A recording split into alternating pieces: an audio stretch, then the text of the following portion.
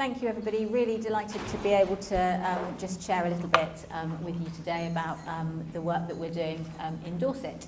I'm Sara Rose. I'm the Director of Operations for the Dorset Mental Health Forum. And I'm Alistair Doxat-Purser from a local charity based around urban Dorset, I would call it, called Faithworks Wessex. Very good to be here. Thank you for having us. So we're really here to kind of talk to you from a lived experience and a community perspective, to think about some of the things that have been posed this morning. And of course, the most important thing is that we put people at the heart of it. And as a sort of representing communities and people with lived experience, it's really important that we move a focus in all the conversations we're having from what's the matter with you to what matters to you. And if we really want to think about prevention, that really is the point at which we have to start. And there's a quote that stayed with us in partnership for a long time, and it's something that I think is helpful to remind us all of our responsibilities, both as individuals, as communities, and as services. That services has a role to keep people alive, to keep people well, but they don't have the responsibility or the ability to give people a reason to live, and it's really important that we acknowledge people in the context of all of their communities. And you see the phrase right at the bottom of that slide, which is to enable a life worth living.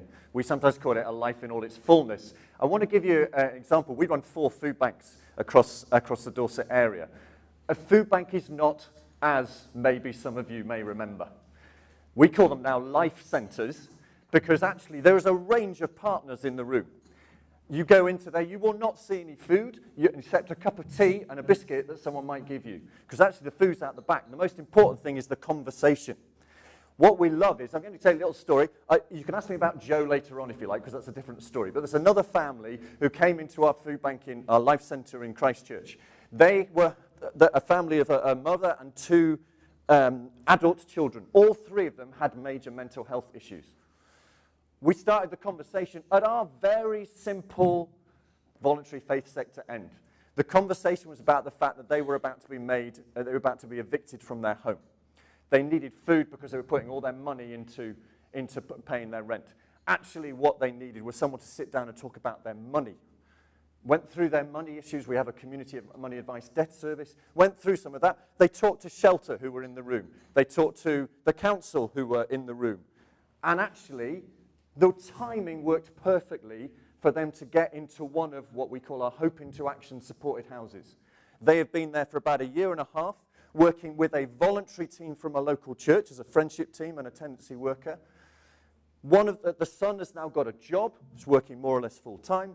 The daughter is training to be a teaching assistant, and mum is now able to open the door where previously she wasn't able to do so.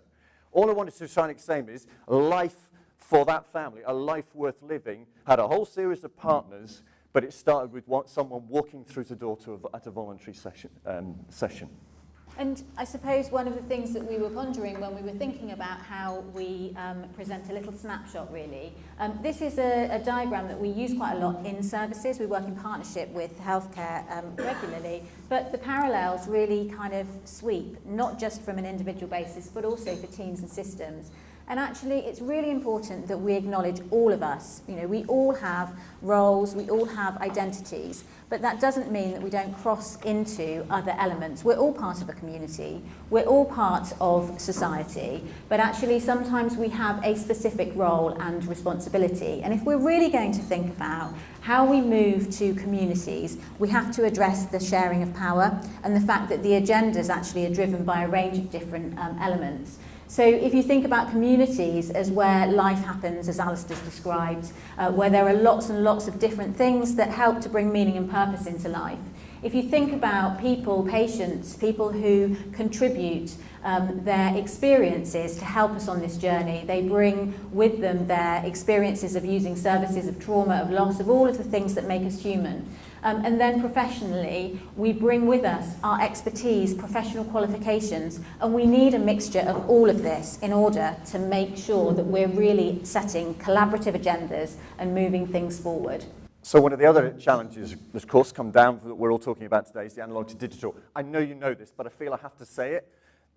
Those words are not good news for 10 or 15% of the population, because it just sounds, I am further and further away from help.